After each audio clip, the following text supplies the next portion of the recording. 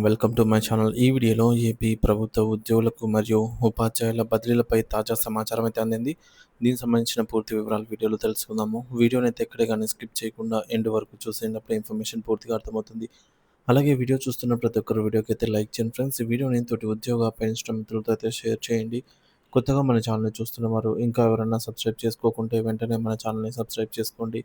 దీని ద్వారా నేను చేసే లేటెస్ట్ వీడియోస్ అన్నీ మీ వరకు రీచ్ అవుతాయి. ఇక ఆలస్యం చేయకుండా వివరాల్లోకి అయితే వెళ్ళిపోదాము. ఫ్రెండ్స్, ఇక విషయానికి వచ్చినట్లయితే ఉద్యోగ సంఘాల పాత్ర, బదిలీల వ్యవహారం మరియు ఉద్యోగులకు సందేశం. ఒక ఉద్యోగ సంఘ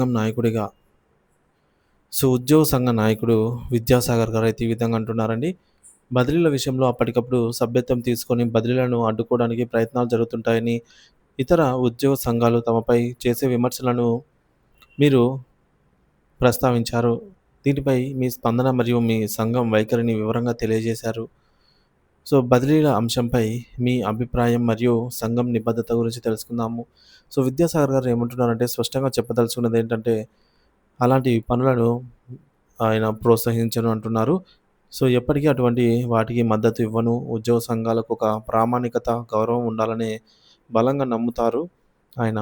గౌరవం అనేది ఎవరు ఇచ్చేది కాదు. అది సంపాదించుకోవాలి. నిజమైన గౌరవాన్ని మనం సంపాదిస్తే దాంతో పాటుగా గౌరవ మర్యాదలు కూడా మనకు దక్కుతాయన్నారు.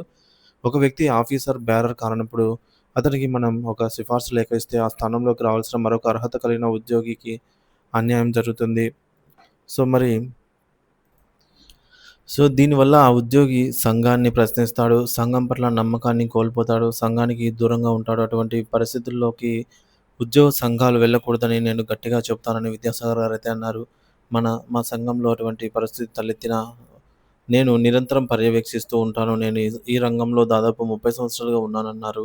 అందులో సుమారుగా 20 సంవత్సరాల పాటుగా కృష్ణా జిల్లాలోని అన్ని డిపార్ట్మెంట్లకు లేఖలు ఇచ్చే స్థాయిలో అయితే ఉన్నానన్నారు. మరి నా జీవితంలో ఒక్క ఉద్యోగి కూడా బదిలీలకు సంబంధించి అటువంటి లేఖ ఇచ్చిన సందర్భాలు లేదన్నారు. అటువంటి పరిస్థితి సంఘం మొత్తంలో, వ్యవస్థ మొత్తంలో ఉండాలని కోరుకునేది మొదటి వ్యక్తి తానే అని అన్నారు. అందువల్ల మీరైతే అట్లాంటివి ప్రోత్సహించరు అని స్పష్టంగా చెబుతాను అని అయితే అన్నారనమాట. ఈ విధంగా విద్యాసాగర్ గారు అయితే ఈ విధంగా వ్యాఖ్యానించారండి. బదిలీలకు సంబంధించి ఈ మేరకు కొన్ని విషయాలైతే పంచుకోవడం జరిగింది.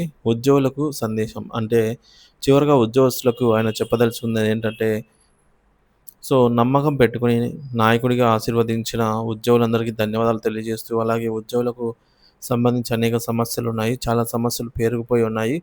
వీటిని ప్రభుత్వం దృష్టికి తీసుకెళ్ళి పరిష్కరించే బాధ్యత రాష్ట్ర నాయకత్వంపై ఉంది. ఖచ్చితంగా ఉంటాము అనైతే ఆయన తెలియజేశారు. ఈ మేరకు ఉద్యోగులకు సంబంధించినటువంటి ఈ యొక్క నిర్ణయాలు తీసుకోవడంలో ప్రభుత్వము చాలా ఆలసత్వం వహిస్తుంది. కాబట్టి ఈ మేరకు నిధుల సేకరణ అయితేనేమి, అలాగే రాష్ట్ర ప్రభుత్వానికి ఉద్యోగుల పట్ల ఎంత బాధ్యత ఉందో ప్రభుత్వ ఉద్యోగులకు కూడా అంతకంటే ఎక్కువ బాధ్యత అయితే ఉంటుంది అని అయితే ఆయన తెలియజేశారు.